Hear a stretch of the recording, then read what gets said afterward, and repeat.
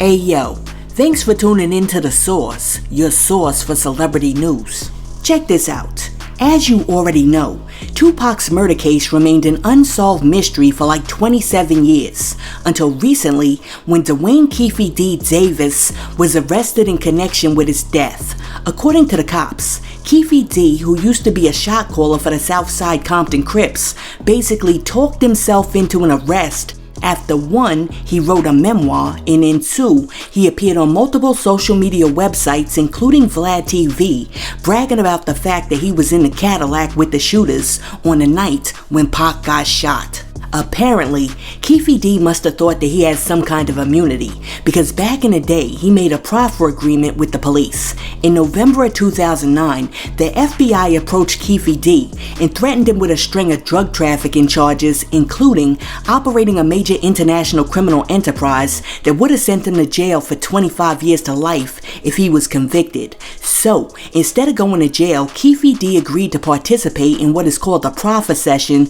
in exchange for a non-prosecution agreement related to his knowledge of how Tupac died on September 7, 1996 in Vegas. Now, what Keefe D didn't seem to understand when he was sitting on Vlad talking and doing more talking is that a proffer agreement, aka a Queen for a Day agreement, only lasts for a day, and anything that you say after that can and will be used against you in the court of law. Well, now, the Clark County District Attorney's Office has finally released the top secret indictment which done got Keefe D hemmed up. The indictment says, quote, "The defendant above named, Dwayne Keefe Davis, accused by the Clark County Grand Jury of crimes of murder with the use of a deadly weapon with the intent to promote, further, or assist a criminal gang, committed at and within the County of Clark, State of Nevada, on or about the 7th day of September 1996, as follows. Did willfully, unlawfully, feloniously, and knowingly, for the benefit of, at the direction of, or affiliation with a criminal gang, to wit, Southside Compton Crips, which had as one of its common activities engaging in felonious criminal activities other than the conduct which constitutes the primary offense, and the defendant with specific intent to promote, further, or assist the activities of the Southside Crips gang with malice aforethought, killed Tupac Amaru Shakur, a human being, with use of a deadly weapon." End quote. Now, after that, the indictment goes on to say that the shooting was willful, deliberate, and premeditated, and that Keefe D is liable under one or more of the following principles. 1. By directly committing this crime, and or 2. By aiding or abetting in the commission of this crime with the intent that this crime be committed, by counseling, encouraging, hiring, commanding, inducing, and or otherwise procuring the other to commit the crime, to wit, defendant obtaining a firearm for the purpose of seeking retribution against Tupac Amaru Shakur and or Marion Knight, aka Suge, and while in a vehicle with Terrence Brown, aka Bubble Up, and or DeAndre Smith, aka Big Dre, and or Orlando Anderson, aka Baby Lane, did provide said firearm to DeAndre Smith or Orlando Anderson with the intent that said co-conspirators commit the said crime, and or 3. Pursuant to a conspiracy to commit this crime with the intent that this crime be committed, defendant and or Orlando Anderson, aka Baby Lane, and or DeAndre Smith, aka Big Dre, and or Terrence Brown, aka Bubble Up, aiding or abetting and or conspiring by acting in concert throughout. Okay, so there you have it. That's basically the whole 2-page indictment. And it appears that even though they can't say that this dude is the trigger man, they are saying that he procured the gun and that he was the mastermind behind the whole thing. Now, I don't know if Keefe D planned it, but what I do know is this dude talks too much and he never shuts up. I mean, this right here is an example of why you can't be gangsta famous. You don't see dudes like El Chapo doing like the Joe Budden podcast, talking about, yeah, I remember back when I took out a whole cartel. I mean, you just don't do it. But I mean, how much can we expect from a dude who orchestrated a hit on Tupac over a $1,000 death row chain? I mean, that right there is ridiculous. And it just shows you that these dudes are pressed. I mean, they're so pressed that they'll go on Vlad for like $10,000 and self-incriminate. Listen, let me know what you think about Keefe D's indictment. Do you think they're gonna send him to jail forever? Let me know what you think in the comments. And while you're down there leaving a comment, be sure to like and subscribe to the channel. Okay, so after Keefe D was arrested the other day, Flavor Flav shared his reaction to the arrest. And Flav said, quote, "I'm so happy right now that they finally found Tupac's shooter. It was bound to happen one day if he didn't turn his own self in, because he told on himself, I heard. He wrote a book about it and all of this stuff. But if he didn't do it, I felt the streets would turn him in one day. So I'm happy they finally found him. Tupac is the reason why I'm able to stand here and talk to you today. Way back in the day, there was an incident where I almost committed murder by accident. Tupac is the one that stopped me from doing it. So thank God for Tupac being in my life." End quote. I disagree with Flavor Flav, because I believe had this dude Keefe D not had diarrhea of the mouth, he would have never been arrested. I mean, the only reason this dude is sitting in jail right now is because he snitched on himself. I don't think the streets would have ever gave him up.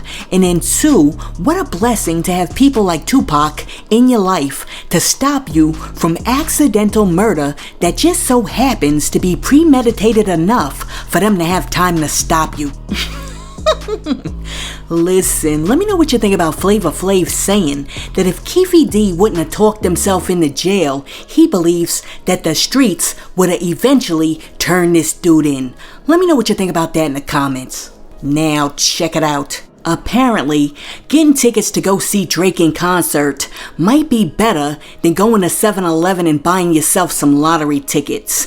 Because the other night, a man got dumped by his girlfriend and he was so devastated that he went to Walgreens, got himself some poster paper and a few markers, and he wrote Drake. "I spent all of my savings buying me and my ex tickets for the concert. But that's her loss."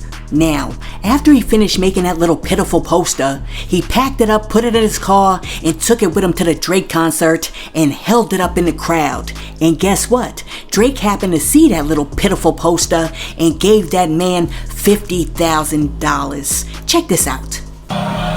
Hey, I gotta read that side. I like that side. That's a good side to pick tonight. Usually I like do something nice for a lady.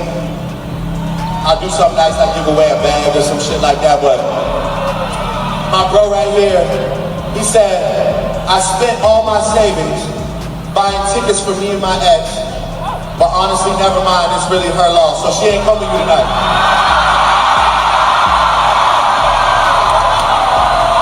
She ain't coming to you tonight? To the Drake show?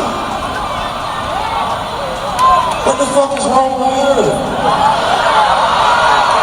And you ain't here just icy with the gold chain and the sunglasses on?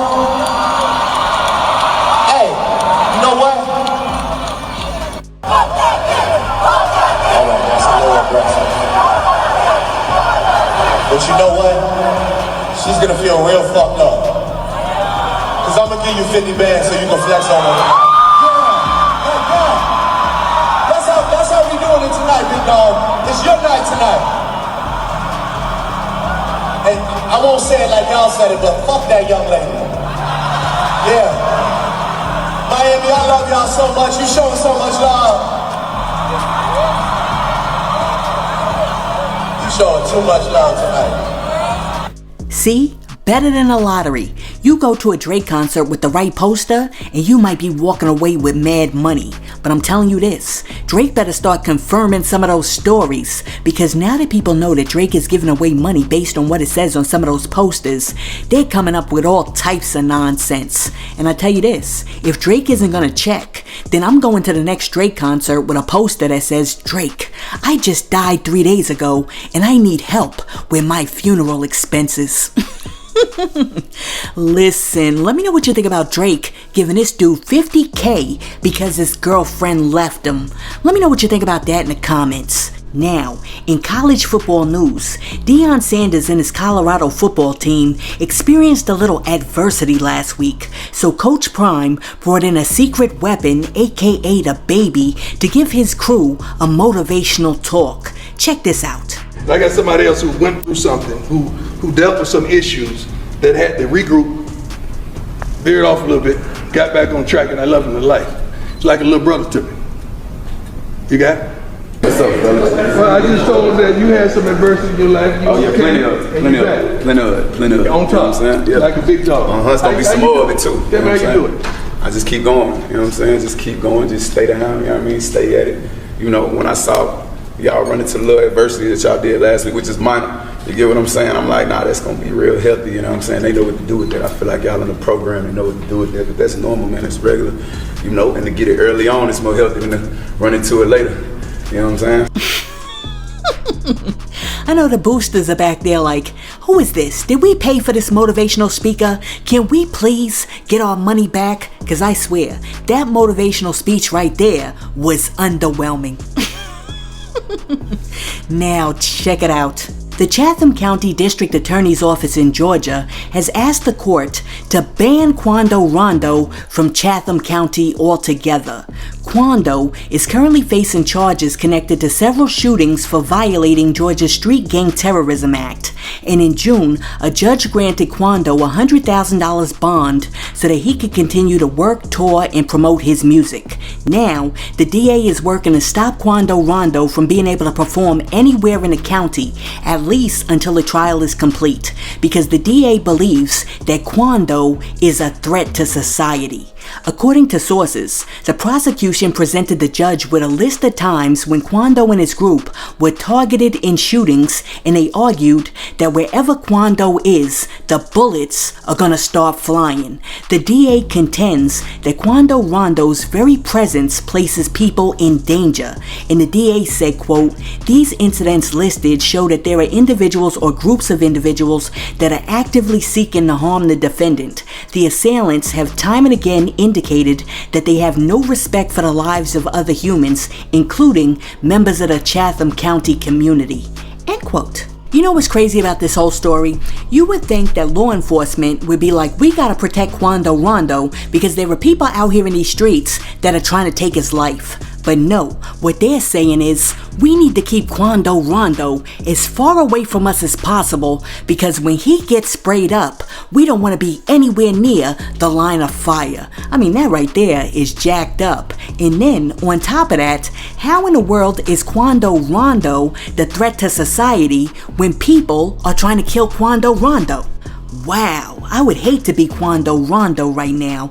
But listen, let me know what you think about the DA saying they want to ban Quando Rondo from coming into Chatham County because they know wherever he goes, something's finna happen. Let me know what you think about that in the comments. Now, check this out. Tyrese Gibson and his production company Voltron Films are suing Teddy Pendergrass' widow over the rights to a biopic of the late soul singer. Back in 2017, Tyrese jumped on Facebook and said that Joan Pendergrass had granted him the rights to Teddy's life story, and he was thrilled about it. Tyrese said, quote, "I own the life rights to Teddy Pendergrass' story. He embraced me and told me and his wife Joan Pendergrass and his beloved family that no one will tell my story of my life but you. I trust you and feel like you'll do right by me and my story. I'm still to this day so moved by the gesture that I won't rest until it's done. As he laid to rest in his casket, I committed then and I'm still committed now to telling his story, the life story of Teddy Pendergrass, coming soon. In Jesus' name, amen." End quote. Well, apparently, Joan Pendergrass turned off the lights on the production. And now, Tyrese is suing her because he alleges that she refused to extend the option on the rights to Teddy's story back in 2022. What's more, Tyrese also claims that he invested $450,000 into the production since he first obtained the rights to the film back in 2011, and Pendergrass' failure to extend the option resulted in financial damages to Voltron Films. Yeah, this right here seems like it's a hot mess, and I mean it's probably going to come down to what the contractual agreement was and how long the stipulated time period was for Tyrese to make this darn film, because he got the option in 2011 and it is now 2023. I mean, how long is it going to take you to give us some Teddy? But with that being said, for some reason, I just can't see Tyrese playing Teddy Pendergrass. But that just might be me. Let me know what you think in the comments.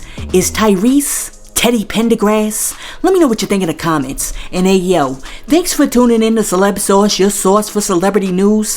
Be sure to like and subscribe to the channel. Peace.